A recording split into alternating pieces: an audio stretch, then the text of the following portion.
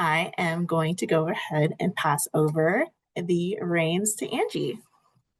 Yeah, thank you so much, Larissa. I appreciate it. Welcome to everyone who's here watching live, and definitely want to give a shout out to the folks that are catching up on the recorded presentation. My name is Angie. I'll introduce myself a little bit more here in just a second, but I want to start by saying I am incredibly honored and humbled that I was asked to present today. I'm a really proud alumnus of Colorado State University Global. It's given me the opportunities that I have today, and so I'm really excited to talk to everyone about today's topic on the presentation, which is the craft of networking. I'm going to talk to you all about tips for exploring careers in the craft beverage industry, but truthfully, a lot of what I'm going to talk to you all about today can apply to any industry and any career that you're looking to create a path for yourself. So next slide, please. Awesome. Well, so like I said, my name is Angie. I'm a native from Miami, Florida, and I live in Charlottesville, Virginia. I know that might seem a little bit odd that a person who grew up spending a lot of their time on the waterfront and is now living in the mountains of Virginia might seem a little bit weird. But truthfully, I have loved living in the mountains of Virginia. Virginia is an incredibly beautiful Commonwealth. No disrespect to my hometown of Miami, but I do love seasonal change, and it's just a little bit too hot down south. So I've loved living here in Virginia. What led me eventually to get to Colorado State University Global was that I got my undergraduate degree in psychology from Florida State University. I love learning.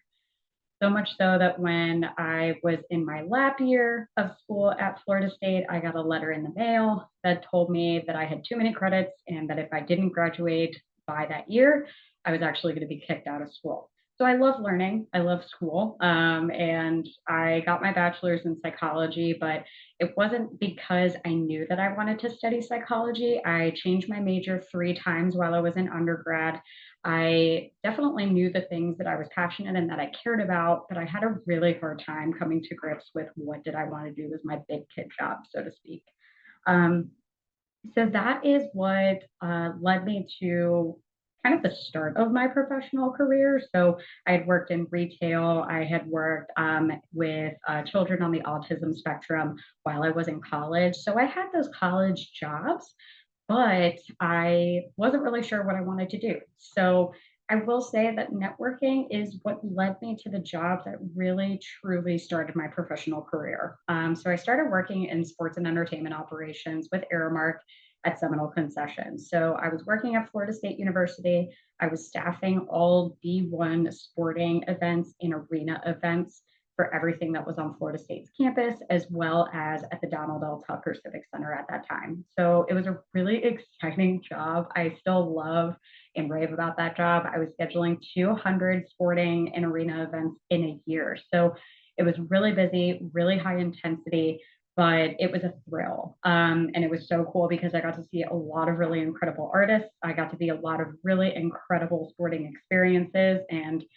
that was where it kind of led to the next question of, well, where do I go from here? And that career pathway was not a career pathway that necessarily excited me or made me want to go and get ready for that next step. And there were a lot of factors for that, and they weren't negative, but I just knew that I wasn't going to be excited about that career pathway.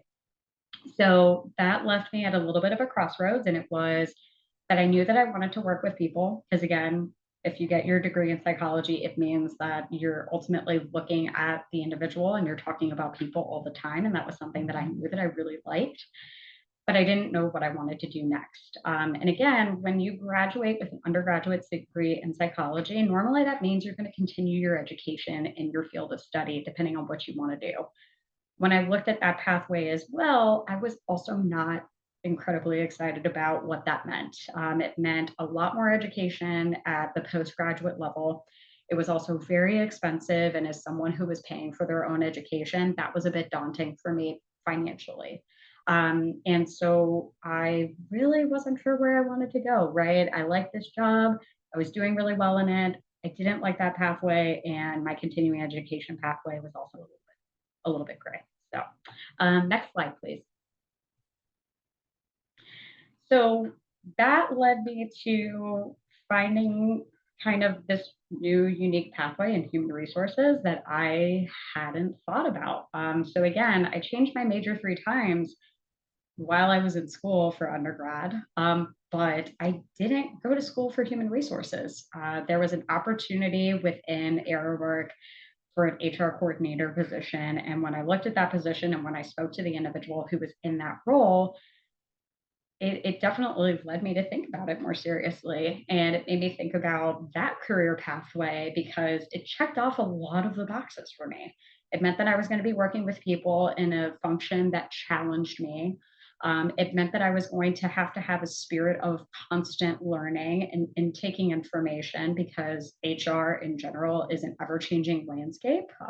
I feel like it changes daily sometimes. And so it really led to a lot of things that I thought this might be really interesting for me. So I started my HR coordinator position in 2014. And 2 years into it, when I looked at that career pathway, I was a lot more excited about that opportunity. And it was a career that I could see myself in for a really, really long time. I also enjoyed the people that I was working with in the human resources field. And so that just put me in the position of then saying, okay, how do I set myself up for success from here? So that's what led me to Colorado State University Global in 2016. I got my master's in human resources management. It allowed me to continue working full time to support myself. And it was an education that, again, checked off all of the boxes for me. It had accreditation. It was backed and sourced by Sharon Bach, which is the Society for Human Resources Management, of which I am a certified professional through. And more importantly, it was virtual. So it gave me the flexibility that I needed to have a work life balance and introduce school into that as well while being a full time professional and trying to, again, have a personal life. So that was great. Um, what also was really important to me, and again, going back to the topic of networking, is I had really great mentors who helped me in my HR career. I still, to this day, I would say, have HR mentors and HR circles that I talk to and collaborate with, and we just have dialogue. And sometimes it's to get feedback. It's also to help challenge myself, but more importantly, it's so that I can learn from others and figure out ways that I can be an HR professional who's doing more and doing the best that they can with what they have. So, going back to my collegiate undergrad career, I was an AmeriCorps volunteer. And as an AmeriCorps volunteer, I was focused on serving as a resource connector for underprivileged and underserved families. It was a very eye opening position because I, as an AmeriCorps volunteer, was charged to go out into the Tallahassee Panhandle community and find resources, connection, and ways to help those families and their children. And that meant that I had to put myself out there and I had to network and I had to talk to a lot of people. I am an introvert. I may not look like an introvert right now. It's been a learned skill. It is a skill that I have had to work really, really hard on in my lifetime. But that was really hard for me because it meant that I had to go out and network with individuals in my local and area community so that I could bring those resources and tools back to those underserved and underprivileged families. So I learned about networking from there. And that also was what led me to kind of build some of the building blocks that I have been able to use today in my networking. So, next slide, please. All right, so we're going to talk about some networking here in a little bit. If you want to go to the next slide for me, please. Um, so I want to talk about this anecdotal story for myself. So when I was in college, I networked and connected with a really incredible human being. Her name is Bonnie Fowler, and she was a realtor. And I learned a lot from her. I did not think of her as a mentor. I thought of her as an individual who came into a season of my life and taught me a lot of things. But as I reflected on it and thought about it more, I kind of put two and two together and I was like, I was being mentored by someone in college and didn't even know it. So Bonnie is the reason why I figured out how networking is a way to ultimately find opportunity for yourself, or find opportunity that you may not think about, but you're planting a seed in a way that you wouldn't have known. Bonnie was great. She was a member of the Tallahassee Chamber of Commerce, and she brought me to her Chamber of Commerce meetings. And she introduced me to everybody who was in the meeting and said, "This is Angie. Here's a little bit about her." I had to stand up, talk about myself and what I was looking for in employment. And that led me to find employment opportunities. So it's so interesting how I went through this personal life experience, not realizing that that was networking. And now, when I look back on it, I learned so much from it, in addition to being an AmeriCorps volunteer, and how all of those personal life experiences and volunteer life experiences helped develop me into the professional networking experiences that I have today. And I encourage everybody to use them because I do find that they mean a lot. And I do find that they're really helpful depending on what you're looking to do in your career, whether it's in the craft beverage industry, of which I work in now, or if you're looking to work in another industry or trade that is ultimately going to help you as an individual. So, like I said, there's a lot of value in networking. So, career opportunities, right? Just talk to you about how that mentorship experience for me led to the job opportunities that I have. I've also been able to connect with a lot of individuals in many different capacities and functions, whether it's going to job fairs, whether it's being a part of an affinity group or a trade group. Those opportunities to connect with individuals with no expectation of anything in return, right? It is me introducing myself, learning about you, learning about what you do, and just kind of getting to know people for who they are. It gives you that opportunity to either add somebody to your network that you wouldn't have added if you didn't reach out and shake their hand, or go up to them and just say, "Hi, I'm Angie. How are you today? And what do you do?" Um, it was really something that I would have not thought of, but it has helped me find job opportunities. So, like I had mentioned, Bonnie, Chamber of Commerce meeting, that's how I got my job with Airmark. So, truthfully, the position that I'm in right now was through networking. I worked with an individual at a previous employer. It was with Airmark, and he was working for the organization that I work for today, which is Three Notch Brewing Company. And he let me know that they were going to be posting for their first ever human resources position. And he said, "I'd really love for you to apply for it." And it was because we had worked together, we had really good rapport.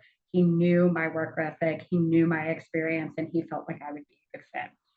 I want to be really clear. This is an incredible job. And I knew that there were a lot of really great candidates.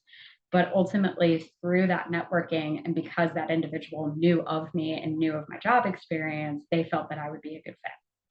And I'm in this job today, 6.5 years later. So it's really been a testament to, you don't know that when you make that connection, that that's actually going to produce opportunities and pathways for you. So again, as an introvert, I'm going to go recharge my batteries after this, and I will probably not talk for a little while, but it is a really good example of when you put yourself out there and when you're willing to connect with others and expect nothing in return, it really does so much for you. From a business perspective, partnerships and collaborations are also really important. I connect with a lot of community partners whom I have met through networking, and that has created a lot of opportunities for us as a business. And that is true of any industry or trade. So I would say by networking, it allows you to open up a whole new set of opportunities that you might not have thought of when you take that time to get to meet others and get to know how you can work together on a partnership or a collaboration. Another one that I would talk about is professional development. And the reason why is, you, I hope, don't want to be stagnant in your role. And maybe you do, and that's okay. But if you're someone who is looking for that career pathway, if you're looking to create those opportunities for yourself, networking does that for you. Anecdotally speaking, I have a friend who works for a large global corporation, and she is an incredibly smart individual. And that is where she networked with individuals in lateral and different departments. And that was her opportunity to actually find her next opportunity. So she would have never thought to go to another department or network with someone else, but little did she know that that would create another opportunity for her. So definitely networking helps with that professional development, whether you want to stay in that career trajectory or maybe you're considering a lateral move. It's definitely there for that. And business leads, obviously, when you get to connect with people, I mean, you're opening up so many opportunities for business for yourself. In HR, that's not really a thing that we necessarily get to do, but it is definitely relevant in business today. So just so that I can blaze through this a little bit quicker, I do want to call out the recommended reading from Harvard Business Review. I used HBR a lot when I was in school at Colorado State because I had to do a lot of research papers for my master's degree. But it has a really great article that talks about learning how to love networking because, again, as an introvert, takes a lot of effort for me, but I know that there's a lot of value out there for myself and definitely a lot of value out there for other individuals. And I do want to talk about access to knowledge and different perspectives. So I get to talk to a lot of different people.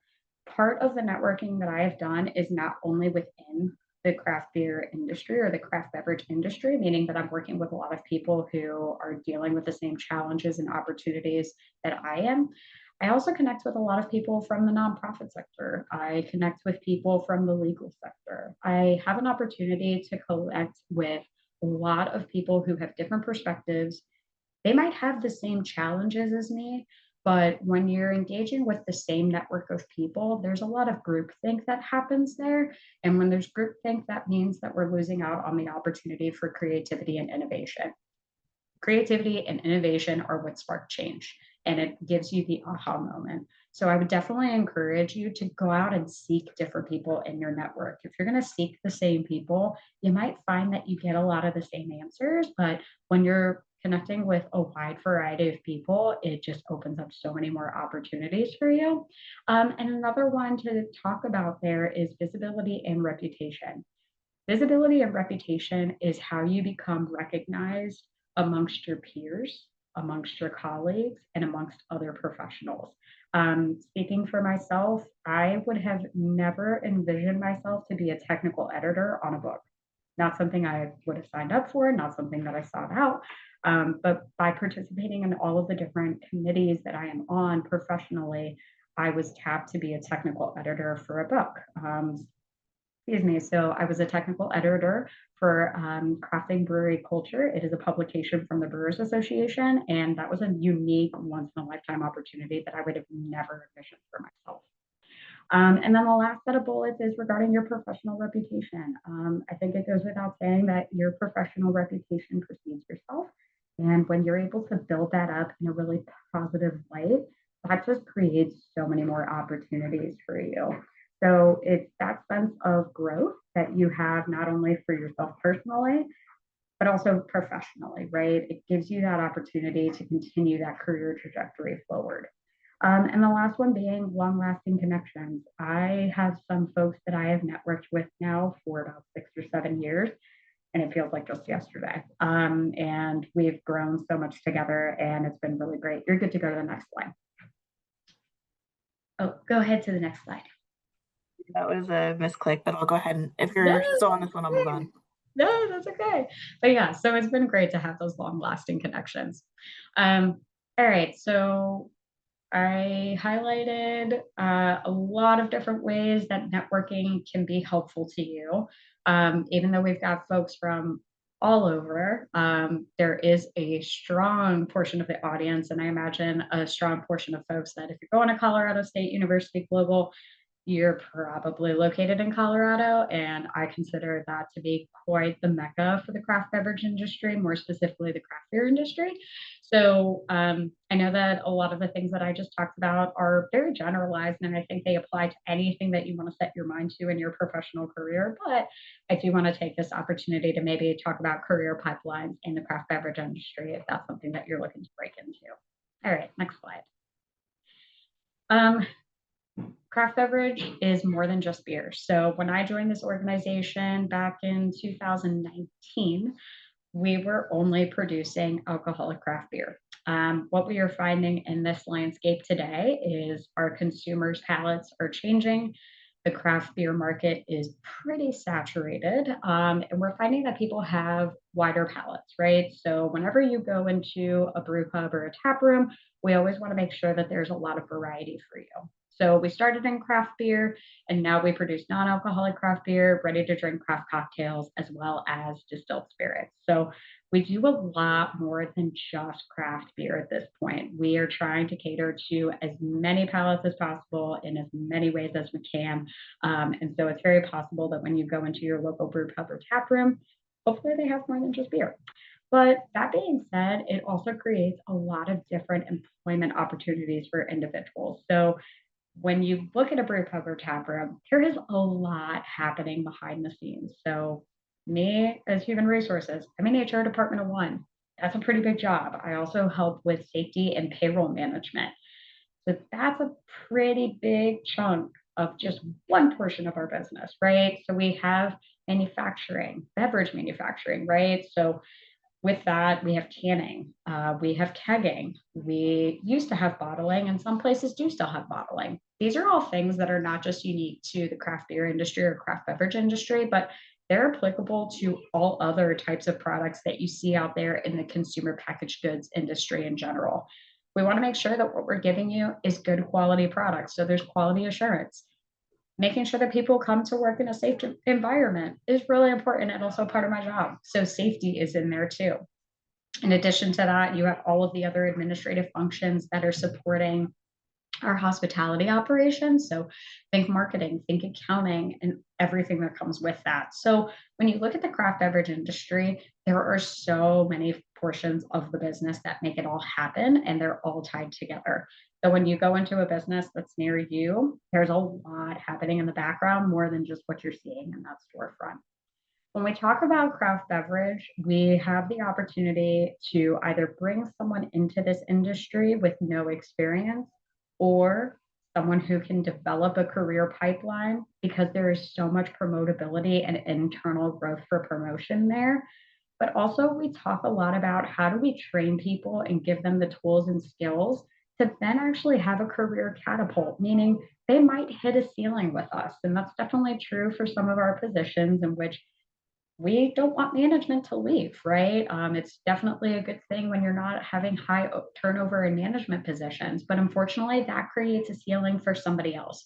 So we look at career catapults in the sense of how do we develop someone so that they can take that next opportunity, even if it's not with us. It's a really big compliment when somebody gets that career promotional opportunity somewhere else because it means that we've done good by them and we've given them the opportunity to continue that career pipeline or professional career. And so the other thing that I will say too is keep in mind that when you are coming into this industry, there are a lot of small breweries. You guys might be thinking about what we call mid to large breweries or even global breweries. And for those businesses, yes, there are a lot of different opportunities and a lot of different job positions that you can get into the craft beer industry. But for the Brewers Association, 80% of their members are small breweries, and that means that they are producing 500 barrels or less a year. For context, that's not a ton of beer. It is a good bit of beer, but they are small.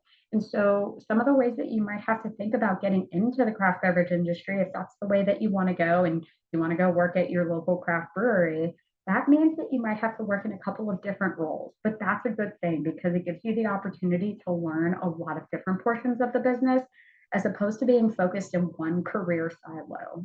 A lot of things that I have had to learn about in this business have taught me all of the things that go into a beverage manufacturing operation, all of the things that go into a hospitality operation. I have had to learn a lot, and that has been an opportunity for me to be a better business partner, but really to get a full understanding of the business. So keep in mind that the skills are transferable. You don't need experience in a lot of these roles, but it is an opportunity for you to learn more. And when you learn more, that makes you a really, really solid professional and gives you greater opportunity for professional development in the future. So, next slide, please. All right. So we're going to wrap this thing up and I think give you all some time for Q&A because I am running a little bit late. But think about your career pipeline and make it work for you. Where do you want to go next? And think about it in a way of saying it doesn't have to go in this exact way. Think about lateral moves. Think about opportunities to expand your skill set in the sense of when you're only focused on one thing, you might be missing the other doors and opportunities that are just right outside of your periphery. Be creative. When you're putting yourself in one spot, you're only going to get one solution, right? But if you open up your other pathways and other options and you're willing to explore different ways to get to that end goal, that's going to give you the best chance to do that. And with that, I will say, don't forget about partnering with a mentor. A mentor can mean so much. You don't ever have to meet with a mentor in person. You can have somebody who is a virtual mentor to you. You can also make a mentor a supervisor or a manager. And I will say part of my job is also to consider career opportunities for individuals and figure out how do we get you there too. So think about reaching out to someone just as I did, who gave me those opportunities to understand how to better professionally develop myself, but also understand what opportunities were out there for me to go get. And like I said, think about who can help you get there because you don't know, they might already be there waiting for you. So I think that's it, Larissa. Yeah, thank you so much. Yeah, lots of great tips and advice and all of that. I think a lot of folks resonated definitely with like the being an introvert and networking and Yes. some of the networking tips that you provided as well. So thank you for sharing. And Yeah. I'm gonna do like a plug. I did put it in the chat, but we do have our LinkedIn alumni group. So if there's any alumni in the room, do make sure that you check that out, as well as Global Connect, which is our virtual platform through the Career Center for connecting with alumni and networking as well. So we have some great tools already to help y'all do that if you don't have, a built-in network already where you're at.